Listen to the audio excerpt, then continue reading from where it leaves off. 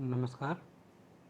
अब हम ग्राम पंचायत अधिकारी के सिलेबस के अपने नए वीडियो में आते हैं। कल पिछली वीडियो में हमने पढ़ा था परंपरागत पंचायतें तथा ब्रिटिश काल की पंचायत व्यवस्था पढ़ लिए थे। आज हम पढ़ेंगे स्वतंत्रता प्राप्ति के बाद की पंचायती राज व्यवस्था।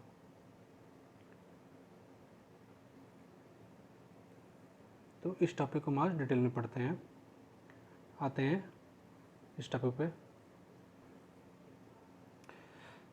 स्वतंत्रता पश्चात भारत में ग्रामीण प्रशासन का विकास कैसे होता है। तो संविधान सभा ने 9 दिसंबर 1946 को अपनी पहली बैठक के साथ संविधान निर्माण का कार्य शुरू किया। इसमें पंचायतों अर्थात स्थानीय स्वशासन को लेकर कोई स्पष्ट मत नहीं था। संविधान सभा ने पंचायतों तथा अन्य समस्याओं को ध्यान में रखकर एक अन्य संविधान प्रारूप समिति का गठन किया, जिसके अध्यक्ष डॉक्टर B.R. अम्बेडकर थे, तथा दूसरा प्रांतीय समिति का गठन किया गया, जिसके अध्यक्ष सरदार वल्लभ भाई पटेल थे। संविधान में लंबी बहस के पश्चात शासन के विकेंद्रीकरण पर सहमति बनी और गांधी मॉडल आधारित पंचायती राज व्यवस्था को अपनाया गया। तो क्वेश्चन पूछता है कि भारत में किस प्रकार की पंचायती राज व्यवस्था है। तो भारत में गांधी मॉडल आधारित पंचायती राज व्यवस्था अपनाया गया है। हम बात करते हैं कि डॉक्टर B.R. अम्बेडकर के विचार क्या थे ग्राम पंचायतों के लेकर के। तो डॉक्टर भीमराव अम्बेडकर ग्राम पंचायतों को सशक्त करने या ग्राम पंचायती राज व्यवस्था के पक्षधर नहीं थे। उनका ये मानना था कि गांव में शिक्षा का अभाव है और वहाँ स्थानीयता, जातिवाद और संकीर्णता विद्यमान होती है। यानी डॉक्टर B.R. अम्बेडकर का कहना था कि जो ग्राम पंचायतें होती हैं वहाँ पे कुछ जो धनी परिवार लोग होते हैं उन्हीं का कब्जा हो जाता है, इसलिए जो गरीब तबके के लोग होते हैं उनका विकास नहीं हो पाता है। तो इस वजह से जो भीमराव अम्बेडकर थे वे ग्राम पंचायतों को सशक्त करने के पक्षधर नहीं थे। अब बात आती है इसके पश्चात संविधान सभा में पंचायती राज पर सहमति होने के बाद संविधान में इसे उचित स्थान दिया गया। अतः संविधान के नीति निर्देशक तत्वों के अंतर्गत अनुच्छेद 40 में पंचायतों के गठन संबंधी प्रावधान किए गए हैं। तो हमारे संविधान में पंचायतों का जो गठन है वह DPSP में आर्टिकल 40 में दिया गया है और संविधान में स्थानीय सरकार का विषय राज्य सूची में सम्मिलित है। तो जो पंचायती राज व्यवस्था है वह हमारा राज्य सूची का विषय है। और अनुच्छेद 40 के अंतर्गत सभी राज्यों की विधानसभाओं को अधिकार दिया गया है कि वे स्थानीय स्वशासन की व्यवस्थाओं के लिए कानून बनाएं। तो पंचायतों के लिए कानून कौन बनाता है? हर राज्य की विधानसभाएं जो हैं स्थानीय स्वशासन के लिए कानून बनाती हैं। यह किस अनुच्छेद में लिखा गया है? यह आर्टिकल 246(3) में लिखा गया है। तो हमें इसमें क्या याद करना है कि डॉक्टर B.R. अम्बेडकर ग्राम पंचायतों को सशक्त करने के पक्षधर नहीं थे। दूसरा, हमारे भारतीय संविधान में ग्राम पंचायतों को भाग 4 के DPSP में आर्टिकल 40 के अंतर्गत रखा गया है और यह राज्य सूची का विषय है। और हमारे संविधान के अनुच्छेद 246 246(3) के अंतर्गत यह व्यवस्था की गई है कि प्रत्येक राज्य की विधानसभा स्थानीय स्वशासन के लिए कानून बना सकती हैं। देश में पहली बार पंचायती राज व्यवस्था की शुरुआत 1959 में हुई। इसकी शुरुआत तत्कालीन प्रधानमंत्री पंडित जवाहरलाल नेहरू ने राजस्थान के नागौर में की।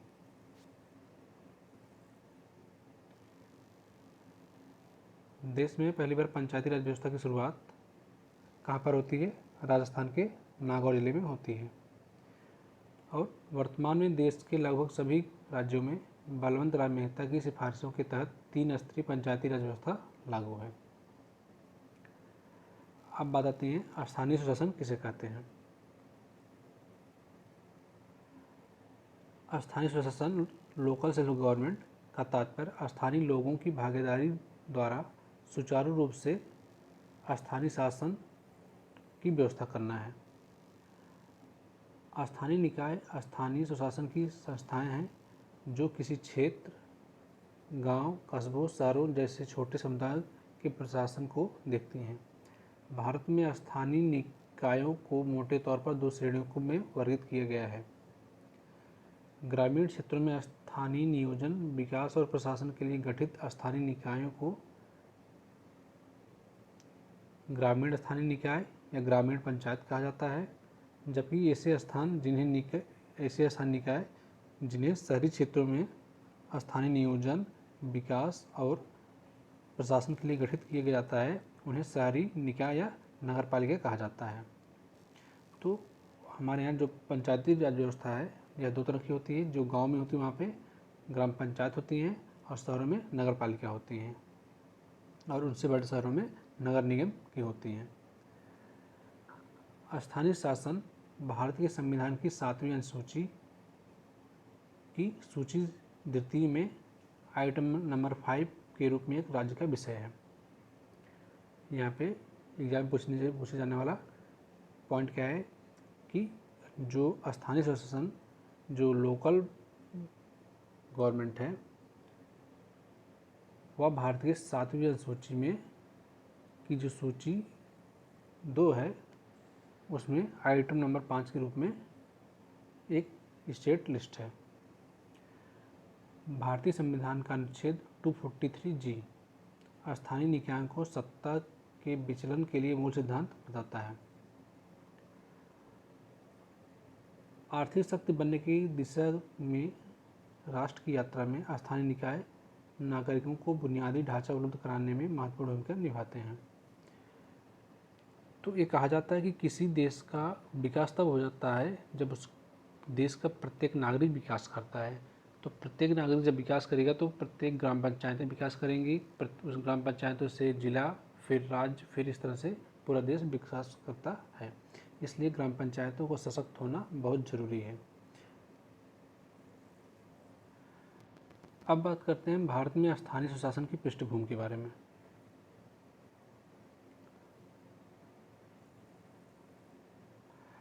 भारत में स्थानीय सुशासन की पृष्ठभूमि कैसे तैयार होती है और किस तरह की यहाँ की जो स्थानीय सुशासन है या स्थानीय पंचायत है उसकी पृष्ठभूमि कैसे तैयार होती है। तो गांधी जी ग्राम स्वराज के पक्षधर थे, अतः संविधान सभा ने राज्य के नीति निर्देशक तत्वों DPSP के तहत अनुच्छेद 40 में ग्राम पंचायतों का प्रावधान करके राज्यों को इनका गठन करने की शक्ति प्रदान की है। संविधान के प्रथम प्रारूप में पंचायती राज व्यवस्था का कोई उल्लेख नहीं था, परंतु गांधी जी के दबाव के परिणाम स्वरूप इसे संविधान के अनुच्छेद 40 में शामिल कर लिया गया। तो जो ग्रामीण सुशासन है, ग्राम पंचायतें हैं, ये गांधी जी की बहुत एक तरह से ग्राम स्वराज के पक्षधर थे। वे चाहते थे कि सारी शक्तियाँ ग्राम पंचायतों को दी जाए, लेकिन BR अम्बेडकर इसके पक्षधर नहीं थे, क्योंकि उनको मानना था, भीमराव अम्बेडकर का मानना था कि ग्राम पंचायतें जो है शोषण का एक प्रतीक होती हैं, क्योंकि ग्राम पंचायतों में अधिकतर जो उच्च वर्ग के लोग होते हैं या धनी लोग होते हैं उन्हीं परिवारों का दबदबा रहता है, इसलिए वहाँ पर दलितों और पिछड़ों का वहाँ पे शोषण होता है ग्राम पंचायतों में। परंतु गांधी जी इसके खिलाफ थे और गांधी जी के अथक परिश्रम के बाद, गांधी जी के कहने के बाद जो है, उनके दबाव के बाद जो है इस संविधान में अनुच्छेद 40 के रूप में ग्राम पंचायतों का गठन का उल्लेख किया गया।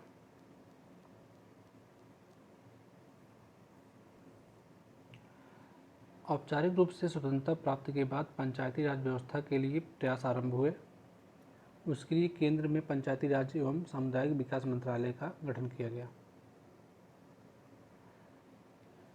तो देश के आज़ाद होने के बाद जो है, जब पहली बार सरकार का गठन होता है तो केंद्र सरकार में पंचायती राज एवं सामुदायिक विकास मंत्रालय का गठन किया गया था।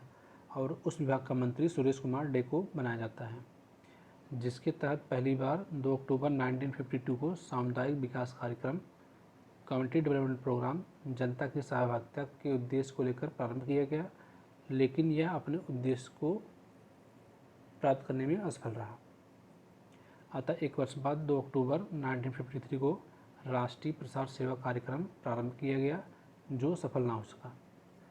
तो कहने की बात क्या है कि जब देश संविधान लागू होने के बाद जो है ग्रामीण सुशासन के लिए धीरे धीरे कदम उठाने शुरू हुए। इसके लिए पहला जो कदम था कि केंद्र में एक विभाग गठन किया गया, जिस विभाग का नाम क्या था, पंचायती राज एवं सामुदायिक विकास मंत्रालय, जिसके पहले मंत्री कौन थे, सुरेश कुमार डे थे।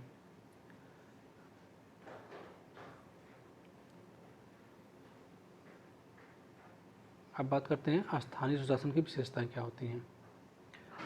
जनता अपनी समस्याओं को स्वयं हल कर सकती है। कार्यों के बंटवारे से केंद्र व राज्य स्तर की सरकारों का बोझ कम होगा। राजनीतिक चेतना का विकास होता है।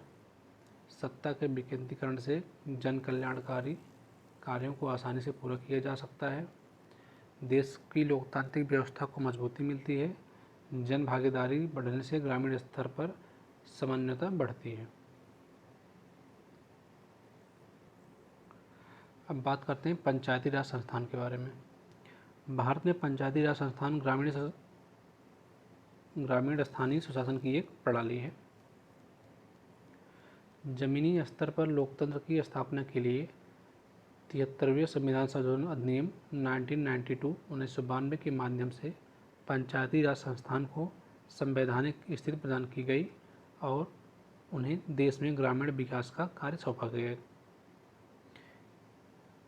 तो ज़मीनी स्तर पर जो लोकतंत्र की स्थापना के लिए हमारे देश में 73वां संविधान संशोधन किया गया 1992 में, जिसके माध्यम से ग्राम पंचायतों को संवैधानिक स्थिति प्रदान की गई। इस अधिनियम का उद्देश्य पंचायती राज की 3 स्तरीय व्यवस्था प्रदान करना है, जिसमें शामिल है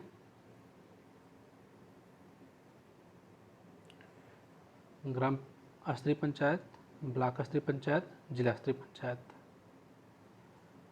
और देश में पंचायती राज की स्थापना 24 अप्रैल 1992 को से मानी जाती है, तो इसलिए हम 24 अप्रैल को पंचायती राज दिवस मनाते हैं। अब पंचायती राज संबंधी विभिन्न समितियां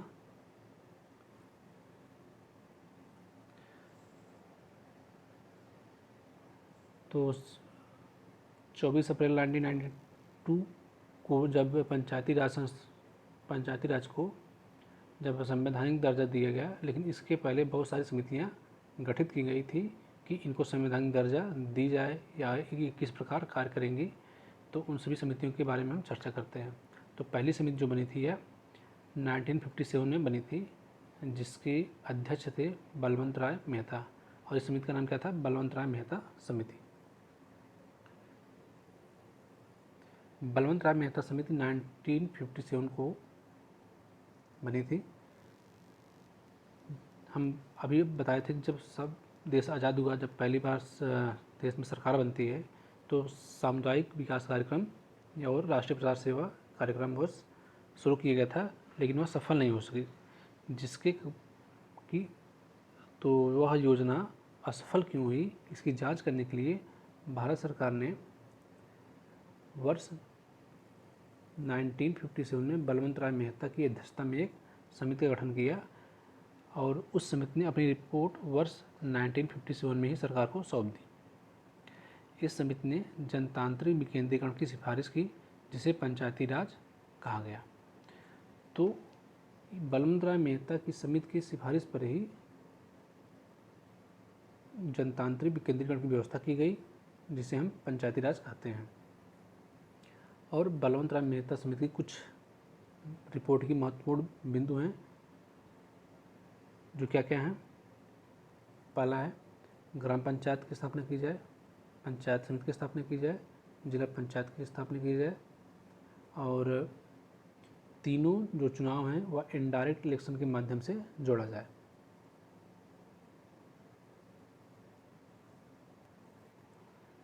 बलवंत राय मेहता समिति के अनुसार ग्राम पंचायत का चुनाव प्रत्यक्ष रूप से और पंचायत समिति और जिला पंचायत का चुनाव अप्रत्यक्ष रूप से हो। विकास व नियोजन से जुड़े सभी कार्यों को इन संस्थाओं को हस्तांतरित किया जाए और पंचायत समिति को कार्यकारी निकाय तथा जिला पंचायत को पर्यवेक्षी, समन्वयात्मक तथा सलाहकारी निकाय बनाया जाए।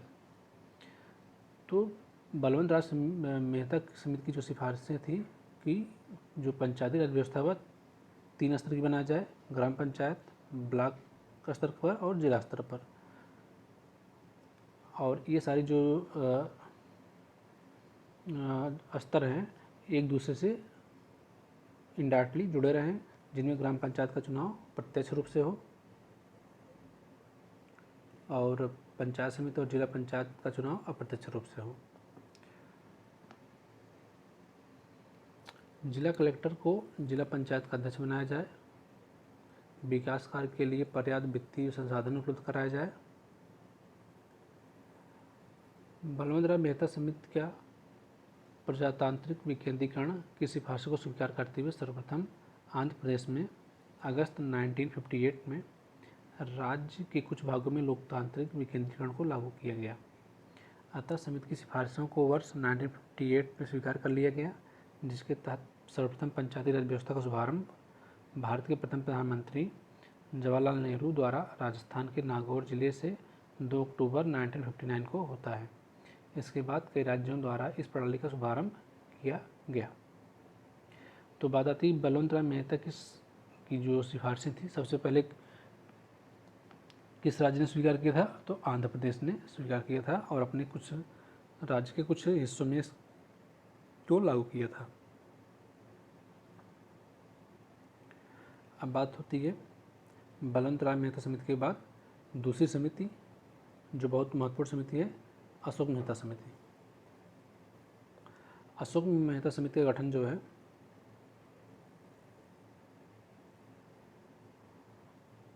1977 में की जाती है। पंचायती राज संस्थाओं के संबंध में वर्ष 1977 में जनता पार्टी की सरकार ने अशोक मेहता की अध्यक्षता में एक समिति का गठन किया, जिसने अपनी रिपोर्ट 1978 में सरकार को सौंप दी। अब बलवंत राय मेहता समिति के बाद अशोक मेहता समिति का गठन किया गया। कब गठन किया गया? 1977 में। और इस समिति की कुछ सिफारिशें थी, जिन सिफारिशों को हम पढ़ते हैं। पहले क्या थी कि त्रिस्तरीय पंचायत को समाप्त करके द्विस्तरीय पंचायत प्रणाली की स्थापना की जाए। 15,000 से 20,000 की जनसंख्या पर मंडल पंचायत का गठन किया जाए तथा ग्राम पंचायत को समाप्त कर दिया जाए। तो सबसे इम्पॉर्टेंट बात यह थी कि जो अशोक मेहता समिति थी, इन्होंने ग्राम पंचायतों को समाप्त करने का सुझाव दिया था और त्रिस्तरीय यानी 3 स्तर की पंचायत प्रणाली के स्थान पर द्विस्तरीय पंचायत प्रणाली को अपनाने की सलाह दी थी। जिले को विकेंद्रीकरण का प्रथम स्तर माना जाना चाहिए। पंचायत चुनाव राजनीतिक दल के आधार पर होने चाहिए। जिला स्तर पर नियोजन के लिए जिले को ही जवाबदेही बनाया जाए तथा जिला परिषद एक कार्यकारी निकाय हो। पंचायतों को कर लगाने की शक्ति प्राप्त हो, जिससे वित्तीय संसाधनों को जुटाया जा सके। जिला स्तर पर एजेंसी से पंचायतों के लेखा परीक्षा यानी जिला स्तर की जो एजेंसियाँ हैं वहाँ उनकी ऑडिट होनी चाहिए। न्याय पंचायतों को पंचायत से अलग रखा जाए, जिसका प्रमुख न्यायाधीश हो। राज्य पंचायतों को अतिक्रमण ना करे, अगर करे तो 6 माह के अंदर चुनाव कराए। भारत के मुख्य चुनाव आयुक्त की सलाह पर राज्य के मुख्य चुनाव आयुक्त को चुनाव कराने की जिम्मेदारी हो। विकास के कार्य जिला परिषद को दिए जाएं। राज्य में पंचायती राज मंत्रालय का गठन किया जाए तथा एक पंचायत मंत्री की नियुक्ति की जाए। अनुसूचित जाति और अनुसूचित जनजाति के लिए जनसंख्या के आधार पर सीटों का आरक्षण हो। देश की राजनीतिक अस्थिरता के कारण अशोक मेहता समिति की सिफारिशों को लागू नहीं किया जा सका। सबसे बड़ी बात कि 1970 में जनता पार्टी सरकार बनती है, लेकिन उसके अगले 2 ही साल में ही जनता पार्टी सरकार क्या होती है, गिर जाती है और पुनः कांग्रेस सरकार आती है, जिस वजह से इस अशोक मेहता समिति को लागू नहीं किया जा सका था उस समय। अभी तक हमने 2 समिति पढ़ ली थी, बलवंत राय मेहता समिति और अशोक मेहता समिति, जिनमें बलवंत राय मेहता समिति ने जो है त्रिस्तरीय पंचायत प्रणाली की सिफारिश की थी, जबकि अशोक मेहता समिति ने द्विस्तरीय पंचायत प्रणाली की सिफारिश की थी। अब आती है तीसरी समिति जो 1985 में बनती है, GVK राव समिति।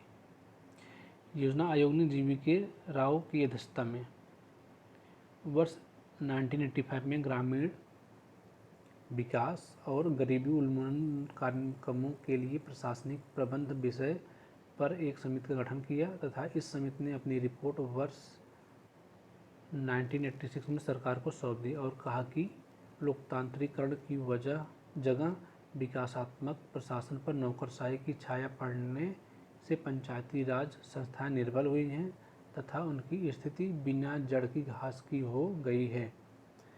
तो एग्जाम में सबसे क्वेश्चन पूछता है कि किस समिति ने पंचायती राज व्यवस्था को बिना जड़ की घास कहा है। बिना जड़ की घास किससे कहा है? तो GVK राव समिति ने पंचायती राज संस्थाओं को बिना जड़ की घास कहा था।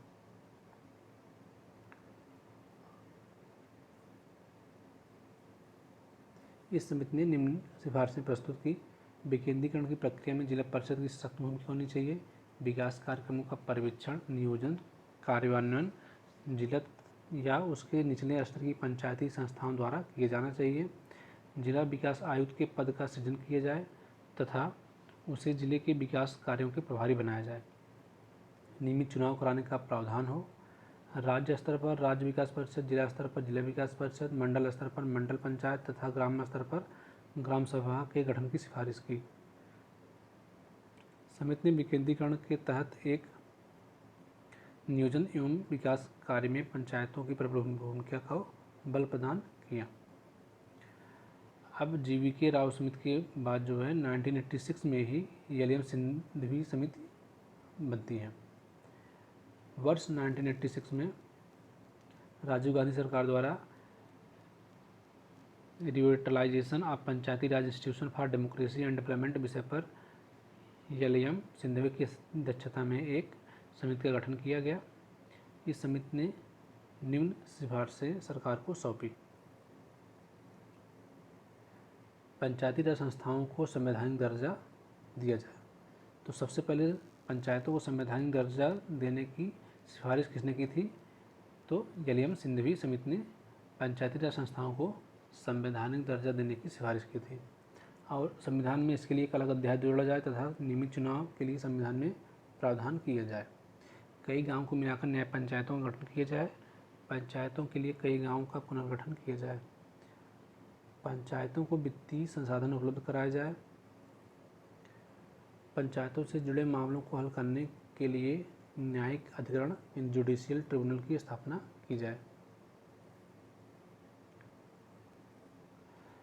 अब LM सिंघवी की समिति के बाद जो है 1989 में PK थुंगन समिति की गठन किया गया।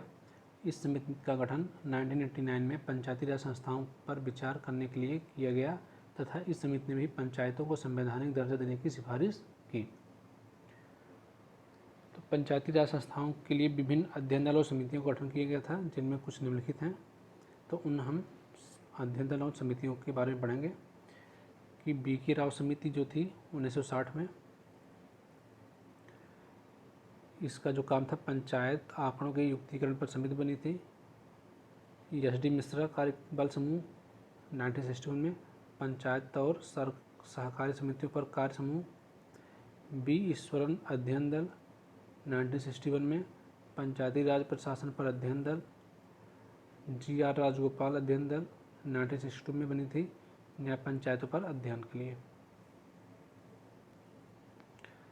आर आर दिवाकर अध्ययन दल, यह 1963 में बनी है, जिसका काम क्या था, पंचायती राज आंदोलन में ग्राम सभाओं की स्थिति का अध्ययन। एम रामस कृष्णैया अध्ययन दल 1963 में बनी थी, जिसका काम क्या था, पंचायती राज संस्थाओं के बजट और लेखा प्रक्रिया पर अध्ययन दल। के संथानम अध्ययन दल 1963 में बनी थी, पंचायती राज वित्तीय पर अध्ययन दल। आर के खन्ना अध्ययन दल, यह 1965 में बनी थी, पंचायती लेखा परीक्षा और पंचायती राज निकायों के खाते का अध्ययन। जी रामचंद्रन समिति 1966 में बनी थी, पंचायती राज प्रशिक्षण केंद्रों पर समिति बनी थी। वी रामानाथन अध्ययन दल, यह 1969 में बनी थी, बुनियादी भूमि सुधार उपायों के कार्यान्वयन में विकास एजेंसी और पंचायती राज संस्थान की भागीदारी पर अध्ययन था।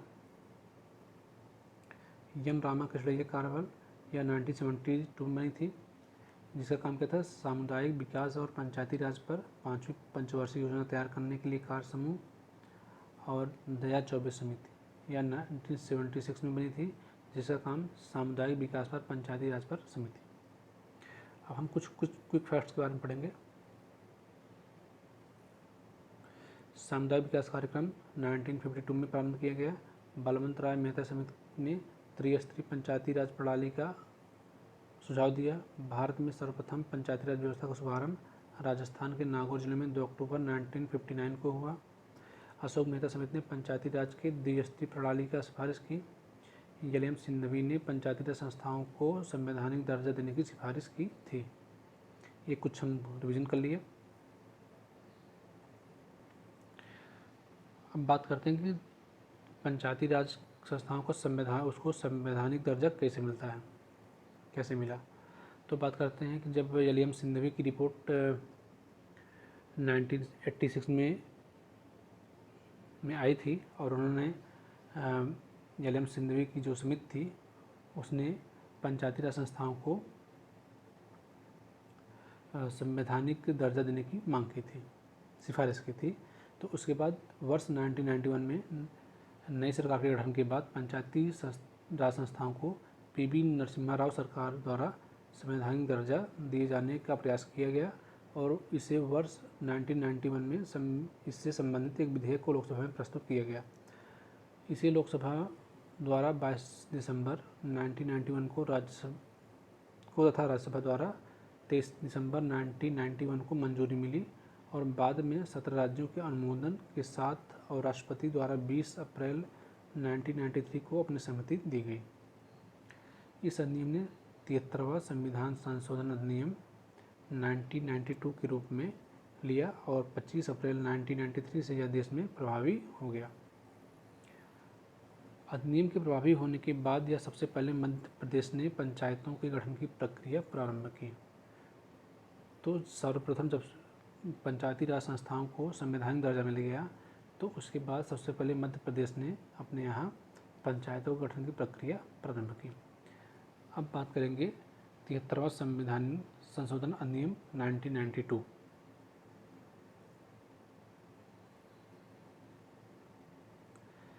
तिहत्तरवां संविधान संशोधन जो 1992 में होता है, इस संशोधन के द्वारा संविधान में भाग 9 जोड़ा जाता है जिसका नाम पंचायत रखा गया।